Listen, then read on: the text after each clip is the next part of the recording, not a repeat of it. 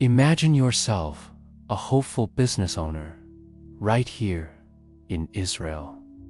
You've just signed that big export deal, a handshake agreement that felt like pure gold. You're excited, planning for growth, picturing new jobs for your team, and the future looks bright. The first shipment is packed, ready to go, and you're celebrating a big win for your company. Then, the phone rings. An unexpected call. Your heart sinks as you hear the news. The border, where your precious cargo needs to pass, is suddenly impacted by a new conflict. Your shipment is delayed indefinitely. You don't know when things will calm down. Your employees still need their paychecks, and your business needs to keep moving. This is the reality for many in Israel, a nation constantly navigating complex challenges, often with neighbors that aren't friendly. So, how does a country where everyday life can be so unpredictable, a nation constantly surrounded by potential conflict, manage to become so incredibly rich and innovative? What's their secret to prosperity when the world often sees only headlines of tension? Let's explore this mystery together. Welcome to Thanh Labs, where we transform dry, complex financial stories into soothing sleep experiences. Using sleep psychology and sound therapy to help you drift into deep, effortless rest. Don't forget to subscribe, like, share this video. It really means a lot, keeps me going on this journey. Sleep deep, learn passively, and wake up wealthier. The brink of collapse. A look back to 1984. Let's gently rewind our clocks to the mid-1980s, specifically to the year 1984. At this time, Israel was confronting an economic crisis of staggering proportions. Picture a situation where prices were soaring out of control, with inflation reaching dizzying heights, sometimes over 400% annually. Imagine visiting your local grocery store to find shelves nearly empty, a stark contrast to the abundant choices we often take for granted. People would stand in long lines, patiently waiting to purchase essential items, all while their hard-earned salaries were losing value with each passing hour. It was a time when the purchasing power of money seemed to evaporate almost before your eyes. The government, in an effort to manage the crisis, had implemented widespread price controls and rationed goods, meaning that there were limits on how much of certain products people could buy. Public spending had ballooned to an astonishing 80% of the country's entire economic output, known as GDP. This level of government spending meant that a huge portion of the nation's resources was being directed by the state, rather than through private businesses or individuals. The banking system was under immense strain, teetering on the edge of collapse. As investors, sensing the instability, were pulling their money out of the country. The national currency, the shekel, was practically worthless, a stark symbol of the deep lack of confidence in the economy. To truly appreciate the magnitude of this challenge, consider Israel's circumstances at the time. It was a small nation, geographically isolated, and surrounded by a complex regional environment. It possessed almost no oil, a resource that had fueled much of the world's economic growth in the 20th century. Water, a fundamental necessity for life and agriculture, was incredibly scarce. And with a population of only around 4 million people, it seemed to many observers that Israel was fated to a perpetual state of economic instability, perhaps resembling some of the less developed nations in other parts of the world. The challenges appeared overwhelming, the path forward uncertain.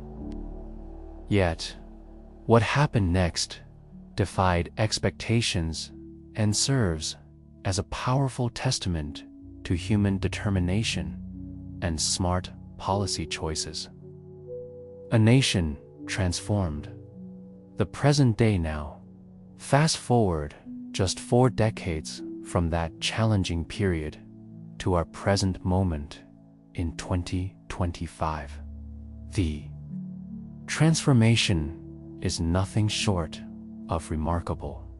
Today, Israel stands proudly among the world's wealthiest and most innovative nations. It has emerged as a global leader in technology, pushing the boundaries of what's possible in fields like cybersecurity and artificial intelligence. Its agricultural innovations are renowned worldwide, demonstrating how to cultivate prosperity even in challenging environments. When we look at economic indicators, the picture is clear. Israel's income per person, its per capita GDP, is now higher than that of many established European economies, including the United Kingdom or France. Perhaps even more impressively, Israel holds the distinction of having the highest startup to population ratio on the entire planet. This means that for every person, there are more new, innovative companies being formed in Israel than anywhere else. It's a true startup nation. This raises a compelling question. How did a small country, seemingly lacking in natural resources and facing such daunting initial conditions, manage to transform itself into a first-world technology powerhouse in just 1 generation? How did it escape the middle-income trap that ensnares so many developing nations? This evening, we will delve into one of the most unlikely and inspiring economic transformations in modern history. We'll explore the key decisions and cultural elements that fueled this change, and in doing so, we might even challenge some common beliefs about what truly makes a nation prosperous and successful. So, relax, breathe deeply, and let's gently uncover the layers of this fascinating story. A glimpse into history, roots of a nation, to fully grasp the incredible economic journey of Israel. We need to gently turn back the pages of history, understanding its foundations up to 1985, the pivotal year when the transformative reforms began. In its very early and undoubtedly challenging years, Israel was primarily viewed as the homeland for the Jewish people, a community striving to establish its own sovereign state after centuries of dispersion. It was also widely recognized for its ongoing geopolitical complexities, living with a constant need for vigilance and defense against various threats in its region. Beyond the geopolitical landscape, Israel, in its nascent stages, was also strongly associated with a particular economic philosophy: socialism. Now, this wasn't the rigid, centrally planned one-party system often seen in countries like the Soviet Union. Instead, it was a more collectivist economic and social model, characterized by heavy government regulation and a significant degree of public ownership of key industries and services.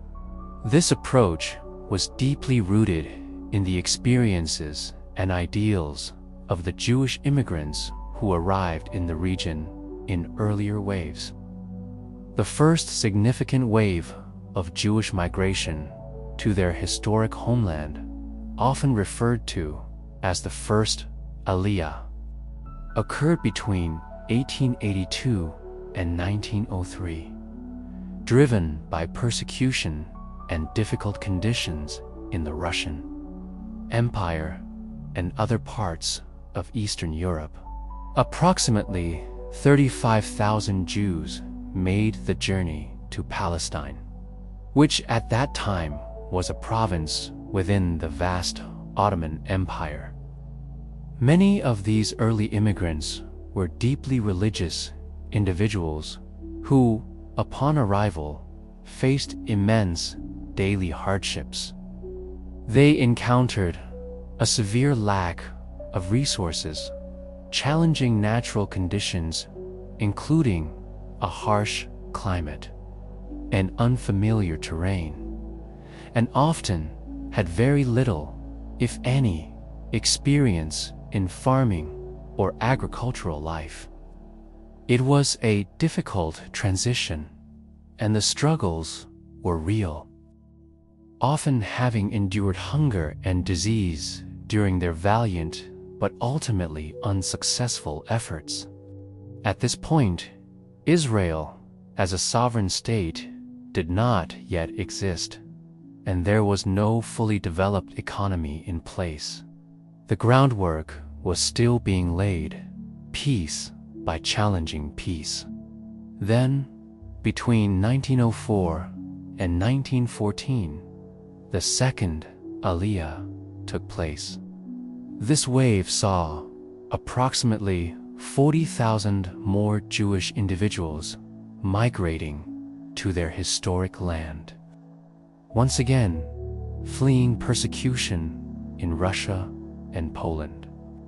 These new immigrants, much like those before them, faced a myriad of difficulties: a scarcity of adequate housing, limited access to land, and very little money.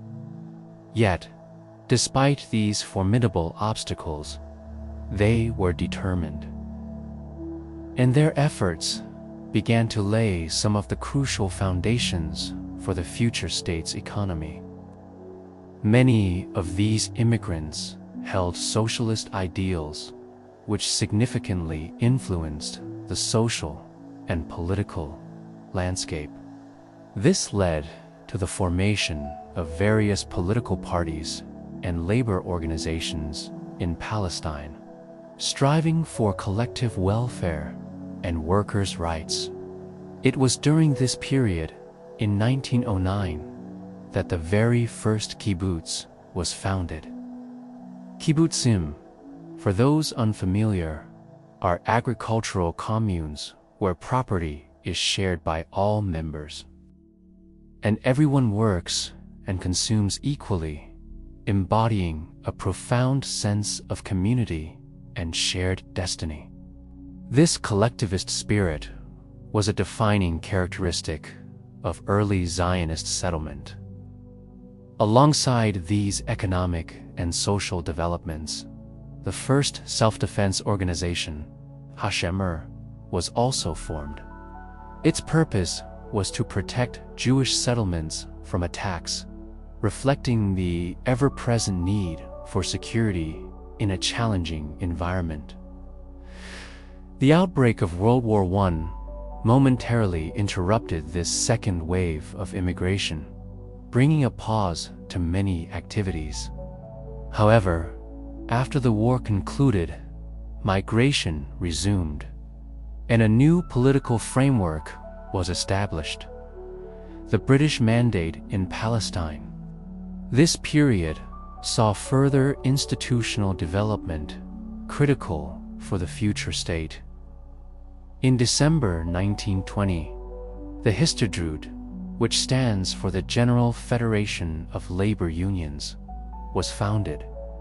This organization quickly became a central pillar of the Jewish community, providing a wide array of services to the Jewish population, including vital assistance with finding jobs and accessing social benefits. Its overarching goal was to represent the rights and interests of Jewish workers in Palestine under the British Mandate, and to champion the cause of Jewish labor on Jewish land, a concept deeply important to the Zionist movement. The growth of the Histadrut was remarkable.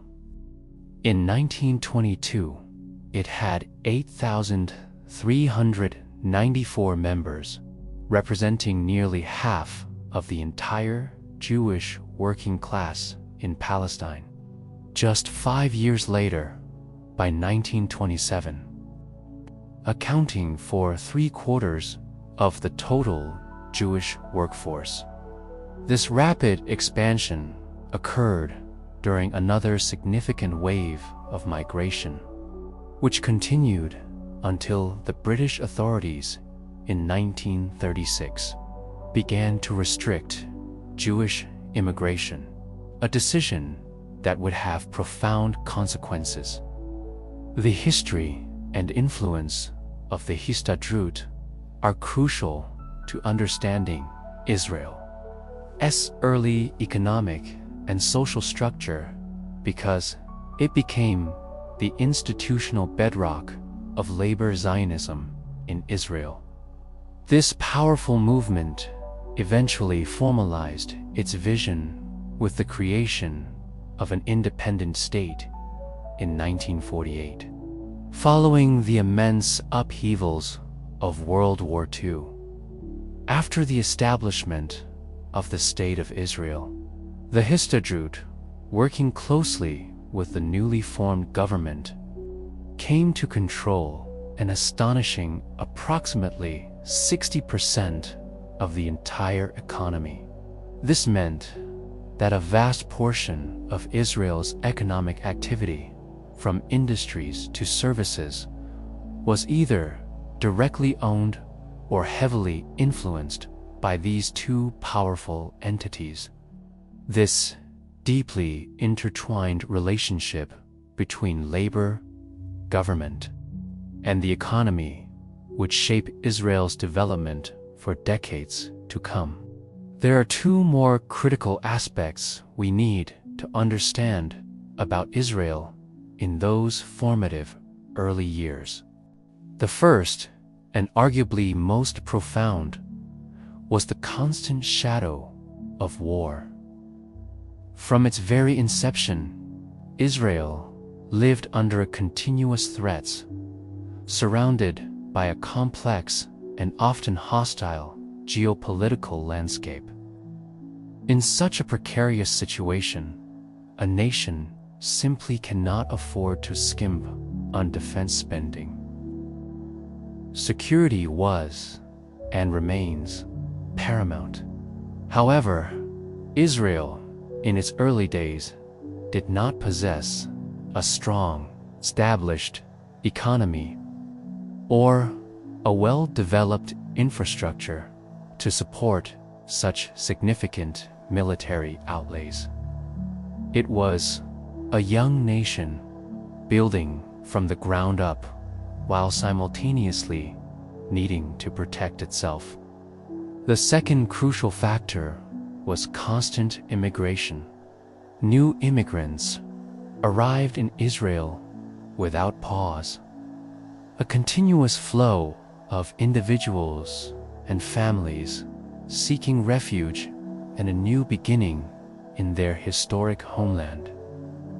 In 1948, the year the State of Israel was created, the population stood at about 806,000 people. But just 4 years later, that number had already doubled, a testament to the waves of immigration that followed. The government faced an enormous and urgent challenge. It had no choice but to spend vast sums of money to absorb all these new arrivals, many of whom arrived with virtually nothing in their pockets. Somehow, they had to be fed, housed, provided with jobs, and given access to essential services like healthcare and education. This was an immense undertaking, particularly for a young country with limited natural resources, much of which was desert. It's not surprising, then, that in these first years of independence, the government actively regulated prices and strictly limited the consumption of goods. Almost every aspect of daily life, from basic foodstuffs to essential furniture, was controlled by the state. Many immigrants, despite their hopes, were initially sent to absorption camps where they lived in tents or under challenging conditions, often lacking running water or other basic amenities. It was a period of immense sacrifice and collective effort, driven by the immediate needs of a rapidly growing population and an unstable geopolitical environment. Over time, the situation gradually began to stabilize, piece by piece. Financial assistance started to arrive, including war reparations from Germany and crucial aid from the United States, which helped to provide much-needed capital. The government worked tirelessly to invest in building essential infrastructure, roads, power plants, water systems, and to establish some foundational industries. However, as mentioned earlier, the heavy spending on defense and on absorbing the constant waves of immigrants meant that the overall economy, while developing, didn't experience very rapid growth. For approximately 3 decades, this was the prevailing economic model in Israel. Most companies were state-owned, and the state, along with the powerful Histadrut, continued to exert significant control over the economy. In this environment, only the very wealthy could afford certain luxuries, while the majority of people lived with just enough to get by, focused on basic needs and community well-being. In the mid-1960s, Israel experienced an economic recession, a challenging period, but it was relatively minor compared to the severe economic shocks that would hit. In the 1970s and early 1980s, a still developing state with an economy not yet fully robust struggled to cope with these external pressures. The Yom Kippur War in 1973, a conflict that required immense national effort and resources, and later the Lebanon War in 1982, both placed extraordinary burdens on the already strained economy. These external circumstances, particularly the high costs of conflict, acted as a catalyst, triggering internal chaos. The economy was inefficient, and businesses found it increasingly difficult to keep pace. The government, rather than reining in spending, continued its expansionary policies. And even raising taxes wasn't enough to bridge the widening gap. As often happens when governments face uncontrolled public spending and insufficient revenue, they resorted to printing more money to cover their deficits. The inevitable result of printing vast amounts of money without corresponding economic growth was hyperinflation. Inflation soared to over 400% per year, creating a deeply unstable and chaotic environment. Shortages of goods became common, and widespread poverty spread across the nation. It reached a point where people literally rejected the national currency, the shekel, preferring to use only US dollars for transactions.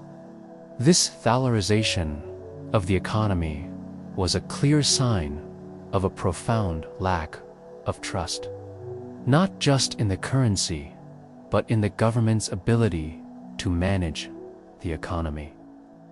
The country was truly on the edge of collapse. A radical change was desperately needed, a bold and decisive move to reverse the downward spiral. And that crucial move came from the then Prime Minister, Shimon Peres. The path to stability, a masterful economic turnaround. In 1984, facing the dire economic circumstances we've just described, with inflation spiraling towards 400% annually, Shimon Peres stepped into the role of Prime Minister. He understood with crystal clarity that the immediate priority had to be stabilizing the economy.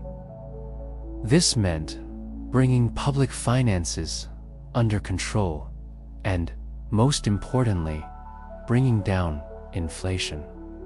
These steps, achieving macroeconomic stability, are the foundational building blocks for any sustainable economic growth. Without this stability, it becomes incredibly difficult to plan for the long term, especially for complex investments that only become profitable after many years. It's like trying to build a skyscraper on shifting sand. It simply won't stand. The second essential condition for sustained growth, which often follows stability, is structural reform. These reforms are about building strong, reliable institutions, the rules, laws, and organizations that govern economic activity and support development. So, Prime Minister Peres wasted no time. The very first thing he did was to impose strict controls on public finances. This was a challenging but necessary measure. Loss-making, state-owned companies, which were acting as a drain on the national budget, were privatized. This meant selling them off to private investors, allowing them to be run more efficiently, and reducing the burden on taxpayers. The salaries of public employees were frozen, a tough decision that helped curb government spending.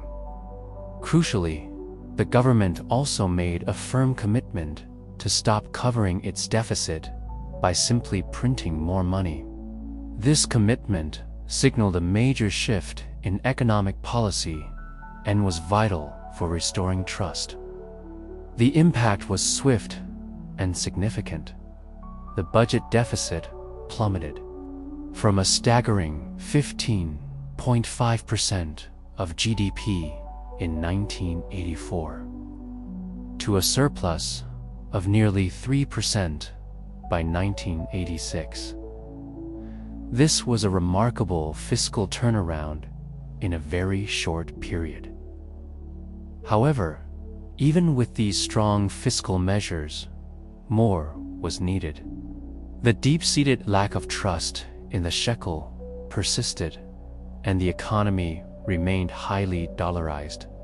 In 1984, a startling statistic revealed the extent of this distrust.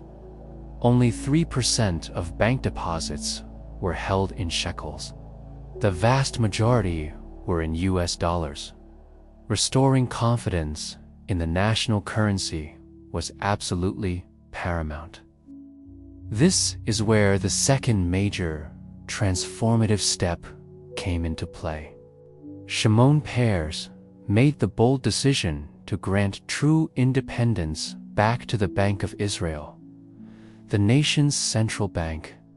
This might sound like a simple change, but its implications were profound. Prior to Peres's reforms, the central bank was largely under direct government control. If the government needed shekels to pay its bills or finance its spending, it could simply instruct the central bank to print them. This unchecked ability to print money was a primary driver of the rampant hyperinflation that had brought the country to the brink.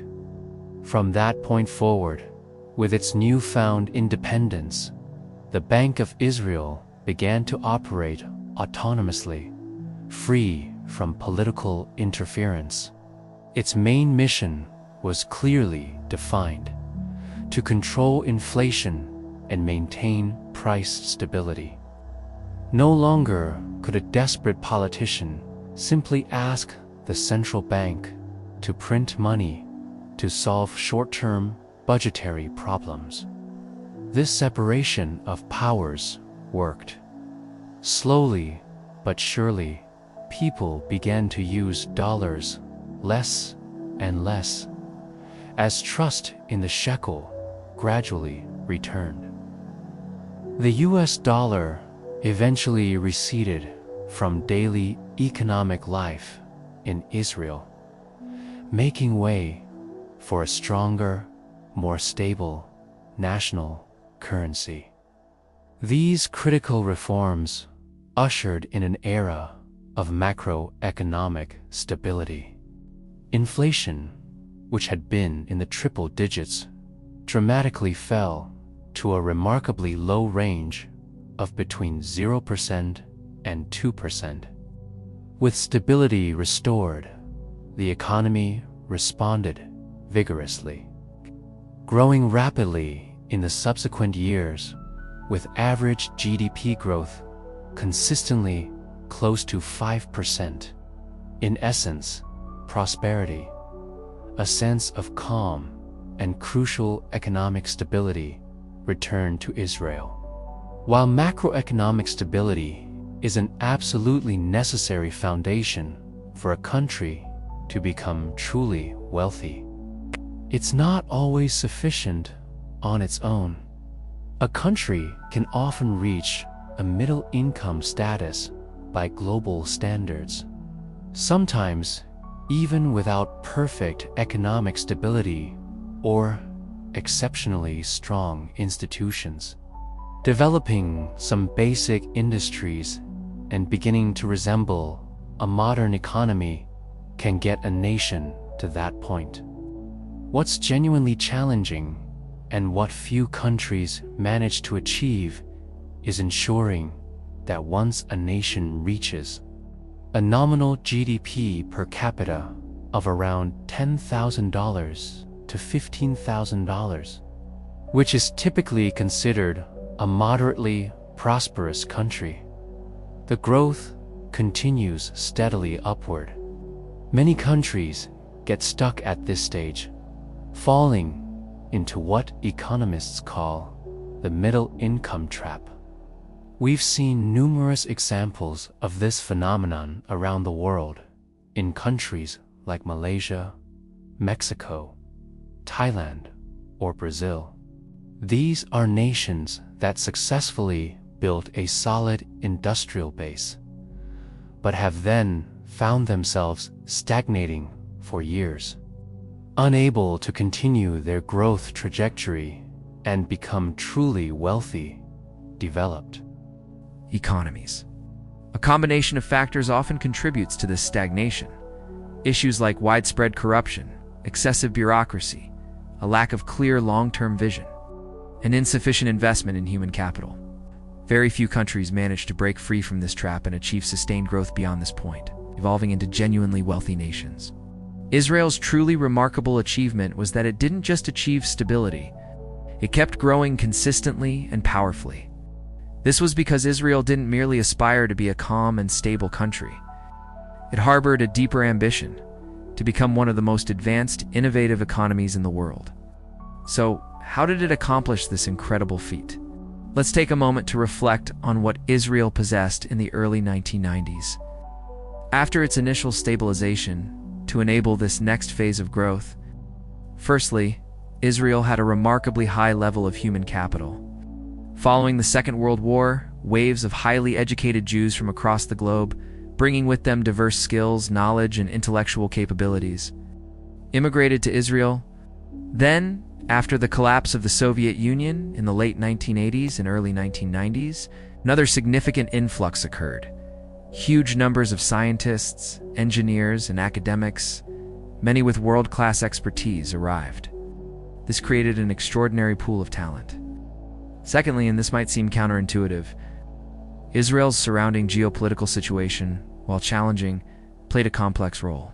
The truth is that a strong sense of shared national purpose and, indeed, a particular ideology often plays a significant role in understanding the modernization and economic success of many countries in recent decades. We're not talking here about countries that were fortunate enough to be part of the very first wave of developed nations, those that industrialized and modernized their economies in the 19th century. For countries that developed later, it was often essential to have a deep, widely shared belief in progress, a vision for the future embraced by both the general population and their political leaders. This dynamic was evident in Japan's post-war rise, in South Korea's rapid transformation, and it was certainly present in Israel. In simpler terms, society as a whole must clearly understand that long-term development is not just important, but vital, and that it cannot be easily sacrificed for short-term personal or political interests. In Israel, the dominant idea wasn't merely about survival on their historic land. It was also about building a developed, competitive, highly technological, and crucially, a self-sufficient economy. This self-sufficiency was envisioned across multiple domains. In terms of natural resources, where scarcity was a reality. In capital markets, which needed to be robust, as fun and food production, especially in a desert environment, and of course, in security, which was always paramount.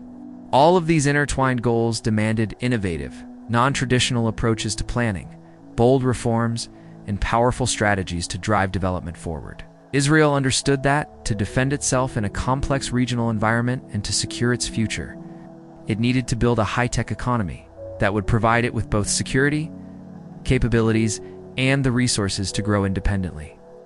By the early 1990s, the Israeli government recognized a critical challenge within its budding private sector. While there were many small, promising companies and innovative projects emerging, they frequently failed to reach their full potential, often due to a lack of access to sufficient capital. There were brilliant individuals with great ideas, undeniable talent, and a strong entrepreneurial spirit, but they simply didn't have the necessary funding to bring their ambitious projects to life. The government understood that someone needed to step in and help nurture these potentially transformative tech ventures. Furthermore, they recognize the vital need to attract the very best scientists, engineers, and established companies from the leading Western economies. But how could a small country in the middle of a desert, still relatively new on the global economic stage, make itself attractive enough to draw in such high-caliber talent and investment? It was clear that simply lowering taxes or cutting through bureaucratic red tape, as some other nations like Ireland had successfully done, wouldn't be enough. Something more profound, more targeted, was required. The solution: cultivating a high-tech ecosystem. The most apparent solution, one might think, would be for the state itself to invest massive amounts of money directly into developing large-scale tech projects. After all, in a country with a still developing economy and a relatively small, weak capital market, how else could they generate the substantial investment needed to transform into a rich, technology-driven economy? However, the Israeli leadership understood very well the inherent risks of relying solely on government investments. They knew the government needed to maintain strict control over public spending, a lesson learned from the hyperinflationary period. Moreover, whenever the state is heavily involved in direct investment, there are significant risks of inefficiency and even corruption. This was far from ideal for a nation aiming to build a cutting-edge, high-tech economy where precision, innovation, and trust were paramount. One major misstep, one failure to effectively build a robust venture capital market from the very beginning, could mean losing the trust of global investors forever, squandering a unique opportunity. So, what did they do? They devised a brilliant and innovative approach. They launched a project called Yozma, which means initiative in Hebrew. Yozma wasn't a direct government investment fund in the traditional sense. Instead, it was a fund of funds specifically designed to invest in other promising, tech-focused venture capital funds. The government allocated $100 million to this project, dividing it equally among the participating funds. But this public funding came with very specific and clever conditions. First, each fund receiving Yozma capital had to be managed jointly by an Israeli partner and a highly reputable American or European partner with proven experience in the tech venture capital sector. The core idea here was knowledge transfer. Israeli partners would learn invaluable insights and best practices from their seasoned international colleagues, rapidly accelerating the development of local venture capital expertise. Second, the management team of each fund had to include 3 distinct groups: Israeli venture capitalists, who were still in training, representatives from the foreign venture capital funds, and representatives from Israeli banks or other investment companies. This ensured a diverse blend of local understanding and global experience, fostering a comprehensive learning environment. Finally, and crucially, the Israeli partners were required to raise a significant amount of private capital, $16 million, for their fund. Only after they secured this private investment would the government provide its matching public funding of $8 million. This mechanism ensured that only serious, viable projects with demonstrable private sector confidence would receive government support. The government would retain its share in these funds, but with an ingenious exit strategy. After just 5 years, if a fund proved successful, the private partners had the option to buy out the state's share at the original price, plus a small additional fee. This structure was nearly perfect. On one hand, the government shared the risk of investing in high-tech projects, making it less daunting for private investors. On the other, it offered private investors a genuine opportunity for substantial financial rewards if their ventures succeeded. Additionally, investments into these YOSMA-backed venture capital funds came with several attractive tax breaks, further incentivizing participation, instead of simply handing out money to anyone who asked. Israel chose to strategically catalyze the creation of a vibrant, fully private venture capital market. This was a system where nothing was guaranteed, meaning that the selection process for investments had to be rigorous and professional.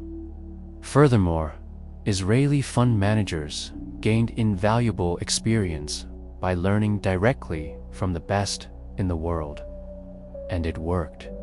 YOSMA successfully created the level of trust and confidence needed for foreign venture capitalists to begin investing actively and aggressively in Israel's burgeoning tech future. In a remarkable twist, the government effectively ended up financing high-tech investment for free, as the returns often exceeded their initial outlay. The initial $100 million from the government attracted more than $3 billion in private capital into Israel, a staggering multiplier effect. This also solidified Israel's image as an attractive and reliable destination for investors seeking opportunities in cutting-edge technology. Today, in 2025, Israel is globally recognized as the startup nation, a testament to the success of these long-term strategies. The country boasts over 7,000 currently active startups, maintaining its position as the nation with the most startups per capita in the world. This vibrancy is consistently recognized. For instance, specialized publications like Fast Company continue to highlight Israeli companies among the most innovative globally. Israel also holds one of the highest numbers of registered patents, an impressive feat for a nation of just over 9 million people, indicating a continuous flow of new ideas and technological breakthroughs. Alongside the YOSMA initiative, other complementary measures were introduced to nurture this burgeoning ecosystem. A significant tax cut for tech companies was implemented, reducing their corporate tax rate from 23% to a highly competitive 7.5%. There was also a massive, sustained investment in scientific infrastructure, including public universities and specialized startup incubators, creating environments where ideas could flourish and be nurtured. A concerted effort was made to attract highly skilled immigrants, further enriching the talent pool. And critically, there was a major reduction in bureaucracy, streamlining processes to make it easier for new businesses to form and grow without unnecessary roadblocks. All these interconnected policies worked in concert, helping science and technology become the undisputed strongest sector in the country. Beyond just general tech, investments were also strategically directed into areas that were absolutely essential for turning Israel into a high-tech and, crucially, an independent economy. Firstly, agriculture. This was, and remains, a key sector for ensuring food security in a desert environment. Israel is a true pioneer in advanced agricultural technologies, showcasing remarkable innovations. This includes highly efficient, low-water irrigation systems, like drip irrigation, which revolutionized farming in arid lands.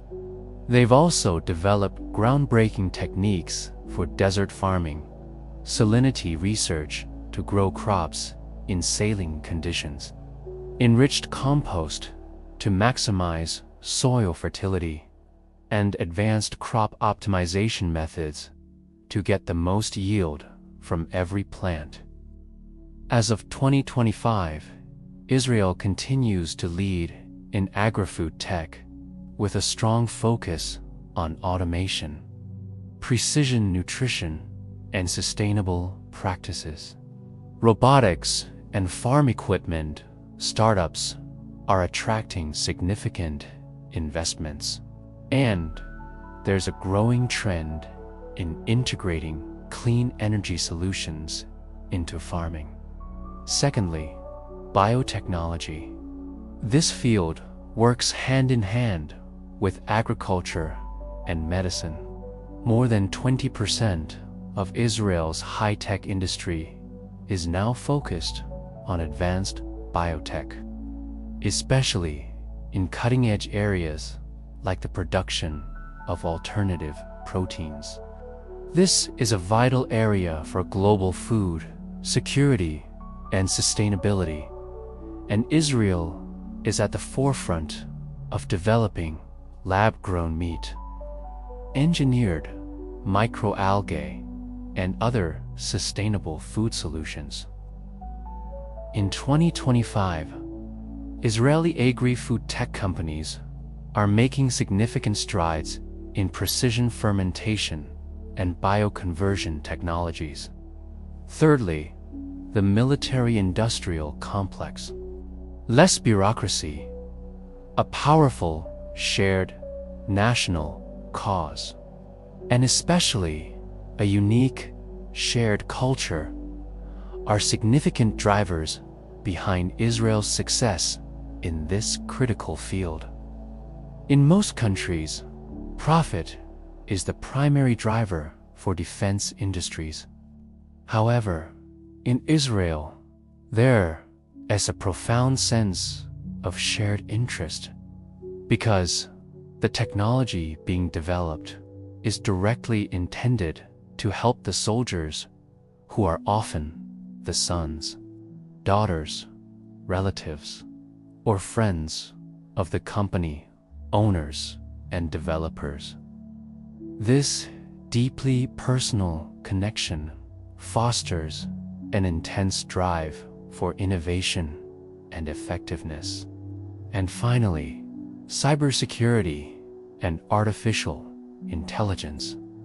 These two areas are deeply connected to Israel's paramount focus on national security and intelligence. Given its strategic environment, Israel has cultivated a world-class expertise in these fields out of necessity. Today, in 2025, Israel's AI ecosystem is extraordinary, ranking among the top globally. With nearly a quarter of all Israeli tech startups focused on AI, the country is recognized for its high concentration of AI talent, and the government continues to invest heavily in R&D and education through its National Artificial Intelligence Program. Cybersecurity remains a stronghold, with Israeli firms raising billions and leading global advancements in secure cloud and AI solutions. Major global tech companies like Microsoft, Apple, and Nvidia have significant R&D presence in Israel, further solidifying its role as a global tech hub. AI and cybersecurity are deeply intertwined with Israel's defense needs, and this synergy often drives rapid advancements that then find commercial applications globally.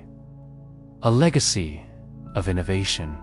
And now, as we gently bring our story to a close, let's briefly recall the Histadrut, that powerful labor union federation we discussed earlier, which once controlled such a vast portion of Israel's economy. Its influence dramatically diminished after the government made a crucial move, nationalizing the public health insurance system, which had previously been run by the Histadrut. This significantly reduced its membership and consequently its power. The union, having lost much of its former authority, was compelled to sell off many of its assets, including a multitude of companies it once owned. The country that was once founded on strong socialist principles, with a heavily controlled and publicly owned economy, gradually transformed into a full-fledged market economy. Today, it stands as a stronghold of venture capitalism and a beacon of innovation. This extraordinary transformation can be understood as a clear three-step process. First, Israel successfully managed to meet the necessary conditions for modern economic growth. This involved decisively stabilizing its macroeconomy, bringing rampant inflation under control, and reining in public spending. Second, it meticulously built a strong institutional system and fostered a government environment that both local and foreign investors could trust. This included granting independence to the central bank and creating transparent, reliable frameworks for economic activity. And finally, strategically cultivated and empowered a modern market economy with a laser focus on high-tech and innovation. It established all the essential institutions and policies needed to support this cutting-edge sector. From venture capital funds to research universities and supportive tax structures. This, dear listeners, is the compelling story of how Israel, facing the very real threat of economic collapse, not only avoided that fate, but transformed itself into one of the most developed and innovative countries in the world in just 4 short decades. It's a powerful narrative of vision, resilience, and the relentless pursuit of progress. If you found this story interesting and calming, don't miss our next video. Until then, may your night be filled with peaceful dreams. Good night.